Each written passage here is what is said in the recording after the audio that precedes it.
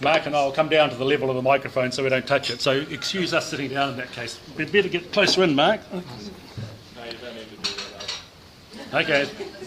Unless you want to. Well, thank you, President Lee, for this opportunity to come along and share with you one of my favourite topics, and I'll get on to that a little bit more shortly. But as Lee indicated when she said we'd like to do it, and this was sometime last year, I think she asked us, she said the format should be much more of an opportunity to be interactive with the club members. We can come along and give you a big address of what we see in terms of aviation New Zealand, but we would never hope to be able to cover the interest that you might all individually have. And just by way of example, hands up all of you who have flown either New Zealand or offshore in the last 3 months. That speaks for itself. You see, everyone's got a bit of a reliance upon a very safe and secure aviation sector, so we'll get on to that a little bit. Well, hands up those who have been ballooning. I'll go a bit further back, in the last 5 years. Yeah, that's good. I'm pleased to see you haven't lost interest in it. And what about skydiving? Tandem or solo? Well, that's great. There's a couple there. Congratulations to it. But what that indicates very clearly is the mass participation in this sector. CAA is quite a unique organisation, founded as part of the troika of Crown entities that was established in the breakup of the Ministry of Transport. It is part of that group. As I say, we look after the aviation, our brother operation or sister operation, Maritime New Zealand, obviously looks after the things on the water, and NZTA, New Zealand Transport Authority, looks after things on the land. As Crown entities, we all have a very close involvement with the Ministry of Transport, and because Martin's here, I have to be very careful what I say often when we get on some of the topics. But Martin is clearly the facilitator, the link pin between us and the government areas of administrative process and policy formulation. We three chairs of those three entities are all appointed by and are directly responsible to the Minister of Transport. Current one, Simon Bridges. I won't talk about the various ways of relationship they've had with him, his predecessor Jerry Brownlee, and the one that appointed me, Stephen Joyce. But they all are quite different. They all have different style, and I think we've proven our ability to be very adaptable to change in government approach and policy and develop the type of culture that we have. A little bit about that. I was appointed, and Martin had quite a significant amount of contribution in getting me interested and excited about taking on this role. And I should say that I've chaired a lot of organisations over my relatively short career, and this would have to be one of the most enjoyable, one of the most challenging, one of the most exciting and stimulating roles that I've had sitting around a board table. And that's no disrespect for us to our mutual interest that we had in the university environment as chancellors. But it certainly was a role for me, an opportunity for me just over 3 years or so ago to get involved and participate in the transformation of an organisation which was still far too much looking back into the past of the ministry cultures out of which it was born. So just a few phrases which I'll share with you in terms of what that transformation involved. The first thing was to ensure that it became user pays and it was able to be self-funded. It was meant to be doing that, but in the period leading up to about 3 or 4 years ago, it was running at significant losses and was having to be bailed out by the Crown periodically. So number one objective, which I got in my letter of appointment and letter of expectation, was to get itself self-sustainable financially. The second thing was to change the culture, and as I shared it within the industry at that time, I said to these people, we have to stop thinking as policemen and think more as professors. And that was nothing to do with my previous involvement in the university environment. It just says we're not there to enforce, we're there to educate and facilitate and assist people who participate in the aviation space. And that drive of that change in culture has been very evident in a lot of things that we have done over the past 3 years. The second thing we want to acknowledge that people who participate, whether you're balloonists or skydivers or just merely flying on Jetstar or Air New Zealand, etc., is we always will acknowledge that many people approach participation in aviation space with a degree of apprehension. That's understandable. But we certainly don't want them going into that environment and getting on a basket or getting in an aircraft full of fear. And so that's a part that we have seen a substantial amount of shift in terms of the approach to the way that we are encouraging people to enjoy and see it as an opportunity to participate in aviation.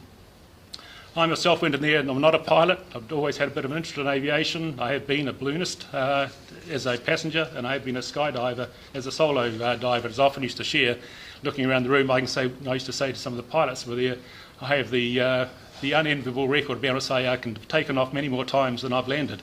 And that would get them thinking about actually how does that come about. But then I explained that I had been, in my early days, my premarital days, involved in floating down to earth under a bit of silk.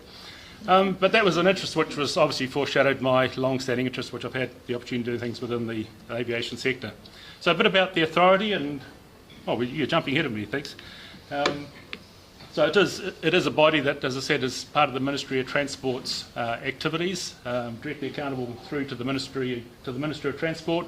Two sections which up until 3 years ago were quite autonomous. The CAA, which is responsible for the safe part, and Aviation Security New Zealand, which is responsible for the security part. In the last 3 years, we've blended those together into one organisation because the duality of their responsibility, the common customers, the common participants as airlines, etc., and passengers is very self-evident. So they are safely merged in there. One thing is we are not part of Airways Corporation. We often get confused with that. Airways Corporation is a separate SOE owned by the government. Its responsibility is control navigation through dedicated airlines throughout the country and offshore. So they've got a separate role. They are a participant in the aviation space and they abide within the normal regulatory environment provided by the CAA. Just jumping ahead then to just some few stats, setting the scene for some of the questions which you might have. The ambitions that we have as the Civil Aviation Authority to ensure up there's safe skies within which everybody can achieve their legitimate objective. Our responsibility is as much to control what goes up and stays up and comes down, but also to ensure they're doing it in a way which doesn't impact negatively upon other participants, either up there or down on the ground. So it's a role which we've shifted as part of that culture to ensure if you are interested in creating an aviation activity or wanting to develop drones, for instance, which we'll talk about, then our role is to ensure that we create the environment within which you are given every possible assistance to be able to achieve that. So we are seeing the emergence of a very strong and vibrant aviation-based sector in New Zealand in pilot training, engineering, and the development of things such as composite helicopters, taking after all the skills in New Zealand, which in terms of composite yachts, etc.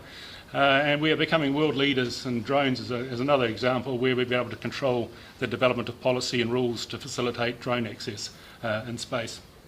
Mark will talk a little bit about the next slide, which is about some of the statistics which are also on the table there, about the role of the aviation security. And just looking very quickly, just a couple of things which are front of mind for us around the authority board.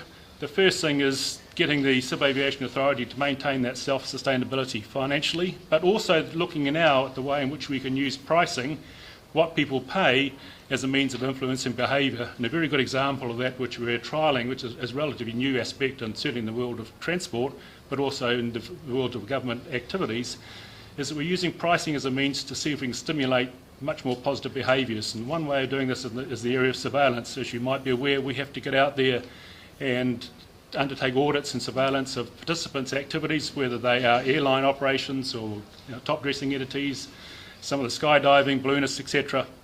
So we are the people who turn up there just to make sure that we're ticking and crossing the right things within their daily processing of their responsibilities.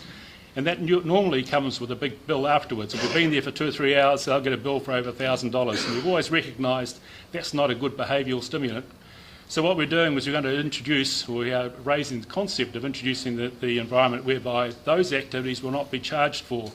So if you get a call to say the CIA is coming to visit you to have a look at your logbooks, etc., you will know that that's an opportunity for you to engage in discussion and share ideas, share views about other participants and just the environment, the way it's operating, and be happy to have that time spent with the CIA member that's going to be participating with you in that audit and surveillance program, and knowing full well that at the end of that, if you've talked longer, not like a good lawyer that you might be talking with, the bill's going to be nil, unless, in terms of the discussions that have been forthcoming, you find, or the CIA finds, it's something that is adverse in the role they've been undertaking. So that's quite a change.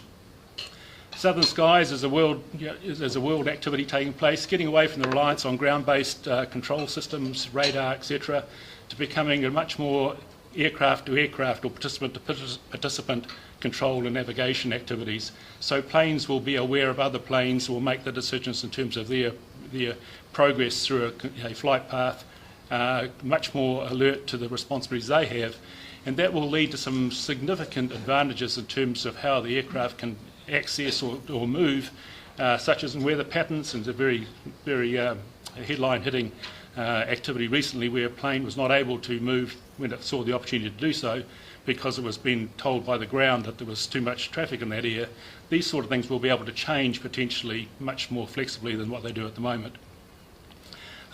Also introducing, obviously I talked about drones, and the opportunities we have in New Zealand with many of the areas of interest that have been displayed is we will develop an environment whereby pilotless aircraft can participate in all areas of activity in the air and space, currently occupied by all the regulated, controlled, piloted aircraft with the same degree of sort of link that any piloted aircraft would have, with the probable exception of dedicated lanes of traffic between dedicated airfields. That's probably me running out of things to think about. Mark, you've got a couple of comments and then we'll take up some questions, which I'm sure you have.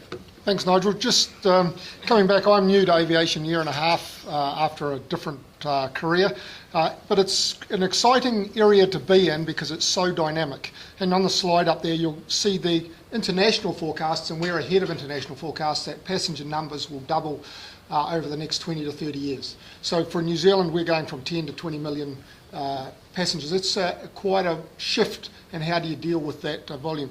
But it has never been safer in terms of modern aircraft, the configuration of fleets, and then how you deal with all of those. So for the travelling public, you should have even though there have been some tragic events in 2014 and 2015, flying has never been safer.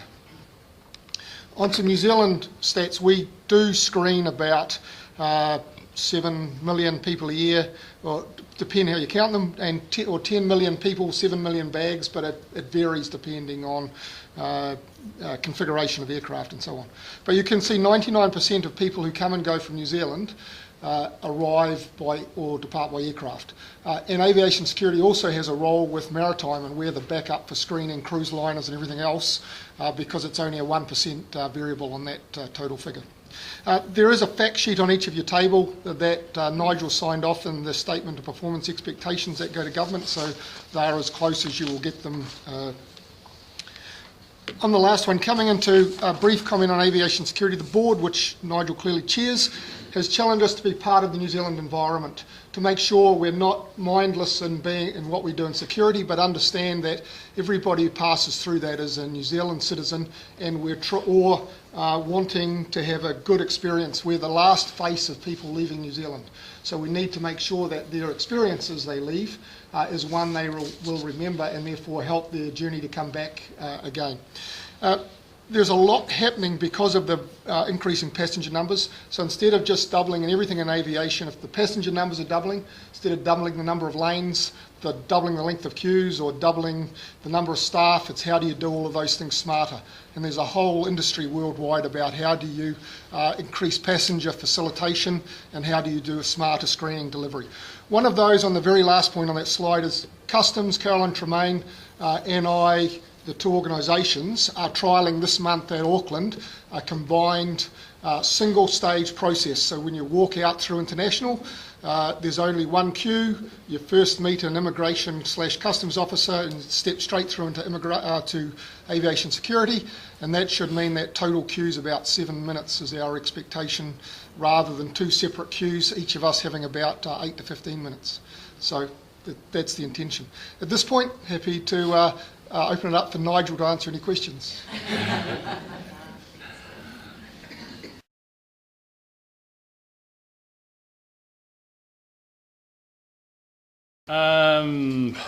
That doesn't directly involve aviation security at this point in time.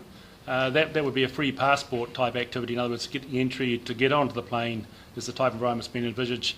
Whether that would therefore as well lead to the opportunity to relax the current international regime that exists for screening of passengers and product onto the plane, I would doubt. We watch international trends, and there's a good example of that. Whilst we don't do that with Australia, the US does that with Canada. So if you're an American citizen flying back to the US through a Canadian last point of departure, you are cleared and you are treated as a domestic arrival. So you're cleared at the point of departure. So there are working models globally for it. We don't apply that scenario. But putting it into context, Peter, would be exactly the same if you're travelling from Auckland to Sydney as currently we do use for Auckland to Wellington in terms of the safe skies, secure environment activity. So because the regime internationally requires us for the aircraft that we operate on those main routes at the moment, being the jets, the 90-seat plus capacity, then if you're flying between countries, ourselves and Australia, the same regime would be in all likelihood maintained as we exist for domestic traffic.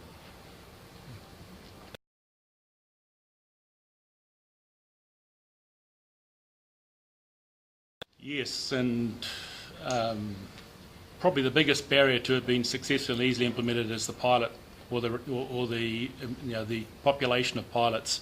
There has always been a cockpit privacy issue insofar as what information is controlled, retained and disseminated out of the aircraft in flight, and the so-called black boxes, which controls all this information. You're absolutely right, Francis. It would be much more logical and easy for information to be immediately in a live and virtual environment distributed from the aircraft back to a point on the ground, rather than stored in a box which takes months or may never be able to be located. But it's a process which has been worked through. And the other observation, but on that topic as well, we were so pleased and thankful that aircraft turned southwest rather than southeast, because it would have flown that same distance, probably from there would have ended up in New Zealand controlled airspace, and the search responsibility would have been Martin's.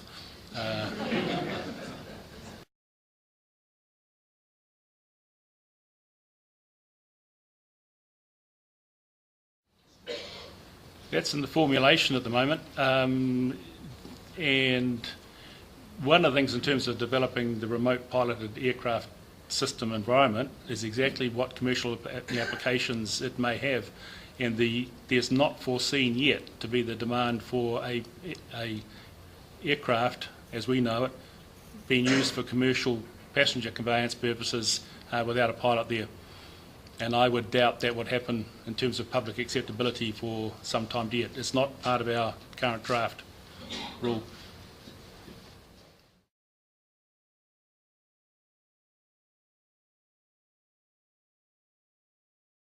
It's a topic that's always under review, and we keep, and the Ministry in particular, keep a very close watch on that. Several issues there. We are, as you indicate, one of the few sophisticated jurisdictions in the world, most developed jurisdictions, where domestic screening does not take place if you're boarding an aircraft. Australia has it for most air movements. And part of that, we would like to believe, is because in New Zealand we have one of the most unique jurisdiction in that we have a significant distance from our nearest neighbour, so that domestic risk security can be contained within New Zealand. Our policy that we determine and have maintained in New Zealand at this stage is done on the basis we know we cannot export risk. If you're in Australia, for instance, and you had the similar type of operation that we have in New Zealand, it would be very easy for a plane to take off from Darwin or Alice Springs or somewhere in Queensland, for instance, and easily fly under normal domestic range into Papua New Guinea, Indonesia, and many of the islands. Not so for New Zealand. So that's quite a significant factor that's able to be taken into account while this is considered. The international side, we're audited off frequently by the International Civil Aviation Organisation. So internationally we meet all of our compliance, and then it's a government ministry advised decision about what is that level of risk the government's willing to hold.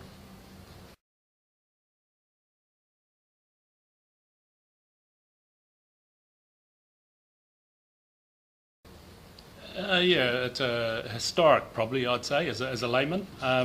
It's pretty easy. A microlight doesn't actually just mean a very lightweight, heavier than air aircraft that we would probably think of as powered, para wings or something like that. They also can include very lightweight helicopters, in the sense it's all weight delineated. So if your aircraft is beyond a certain weight, then it moves from the microlight to the normal aircraft, which in itself is an oddity that is being looked at. But you're absolutely right, it does involve, therefore, a regime of surveillance and audit, and in fact I think pilot standards, which are different, just measured by, I think it's, Martin, do you remember 2,500 kilograms? Or was that? Well, no, it wouldn't be that. It's much like that. It's five, no. What am I thinking about? It's something, I think not much more than about 500 kilograms, I think is the cut-off point. But I might stand corrected.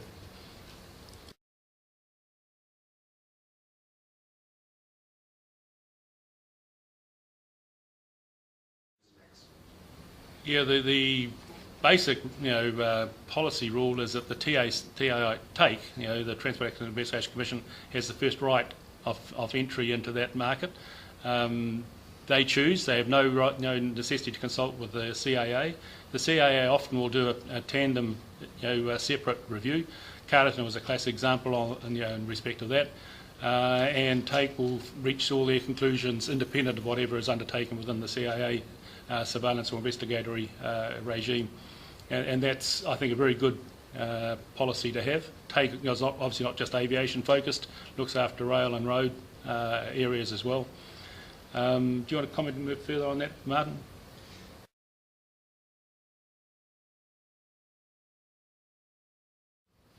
Yeah, the current limit is 25 kilograms. If you buy a toy, as you in the box down at the toy shop, as long as it's less than 25 kilograms, then in fact anybody, you, I, or any other layperson can pick it up and fly it. But there are rules at this stage that you ought to be aware of, and increasingly through education process, the CIA is letting people who sell those sorts of drones aware of it, and they're obliged now, or encouraged, I say, rather than obliged, to share the actual rule requirement. And for instance, you cannot fly them above 500 feet. You cannot fly them within a certain limit, I think 2 kilometres of an airport, within about 2 kilometres of an airport. And there has been cases now already where the authority is starting to instigate prosecutions to ensure that that is maintained. But that will change under the forthcoming rule regulatory environment, which is encouraging the more open use and controlled use of drones.